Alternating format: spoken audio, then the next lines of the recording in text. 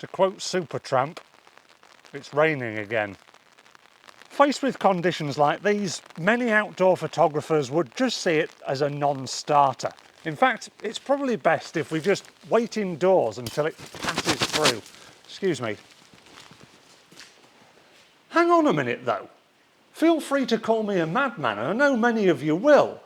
But I believe that if, like many other photographers before us, we learn to embrace these conditions, we could be in for some really spectacular photographs. So join me in this video today, where we're going to head out into the wet and see if we can see rain as a blessing in disguise rather than a barrier. Only joking. For these talky bits, I'm going to stay inside because I don't want to get my equipment wet. Talking of that, I think that's a good place to start, because if we get our cameras wet, then we're not going to be able to take photos in the first place. Now, a lot of cameras these days say that they are weatherproof, and I don't really know how far we should push that, so I usually err on the side of caution and have some kind of rain covering to protect my camera as much as I possibly can. They say that shower caps are absolutely fantastic at doing that because they're cheap, they protect your camera, and they also protect your new perm as well. Photography is all about light, and that's one of the main reasons many people see wet weather photography as a non-starter. Well, that and the fact that it's wet. When the weather's wet, we often see the light as being dull, flat and diffuse, and this is many people's interpretation of bad light. But I think calling it bad light is a bad way of putting it.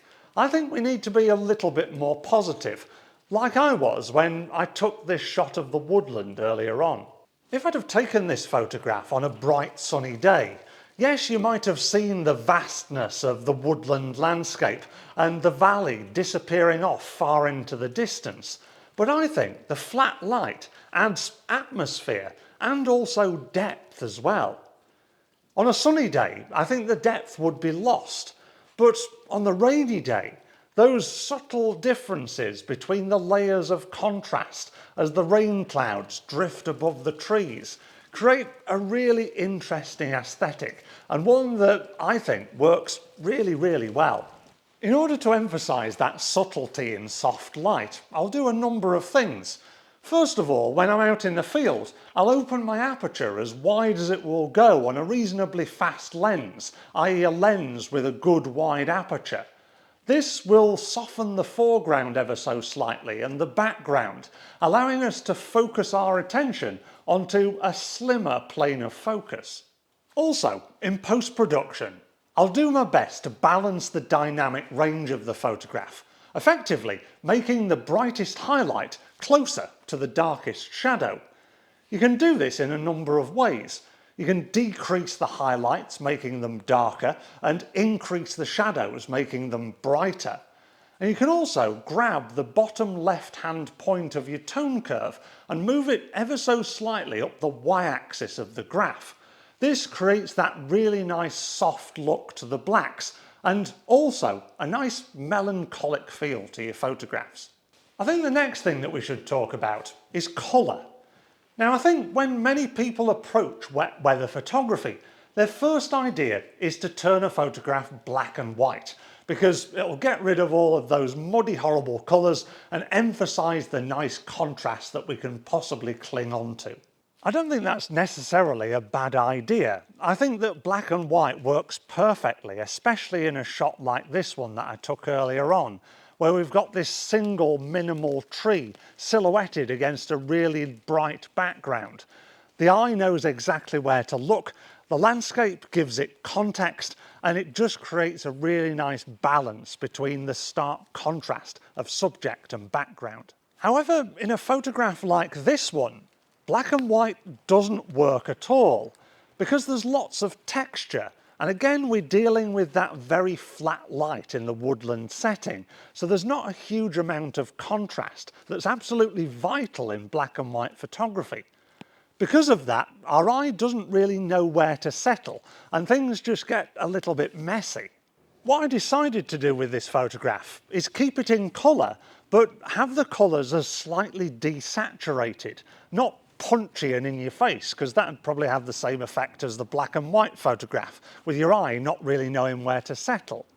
But by giving it a little bit more subtlety in the colours, not only does it add to the atmosphere and feeling of the shot, it draws your eye to the subtleties in textures, in the bracken and in the brambles and in the tree bark.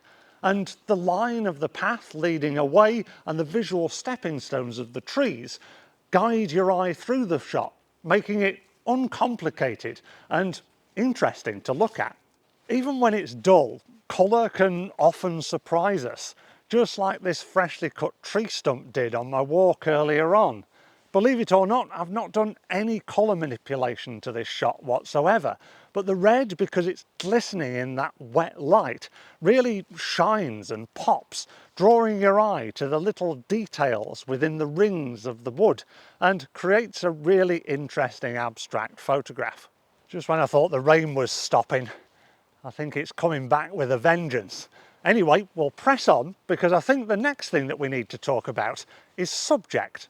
Choosing subjects that show off the mood and atmosphere of the location where you're shooting is an absolute must when it comes to wet weather photography. Take this hut that I've been sheltering in with the pile of logs piled up next to it. I think there's a really nice dynamic going on in this picture, because we've got the tumbled down hut mirroring the tumbled down logs. The colour scheme is very subtle once again and similar, with the tones of the oranges and the greys and the browns. That soft, diffuse, flat, however you want to call it, light is creating that lovely melancholic feel to the scene and creates not just an interesting picture, but also a story of this area of the woodland.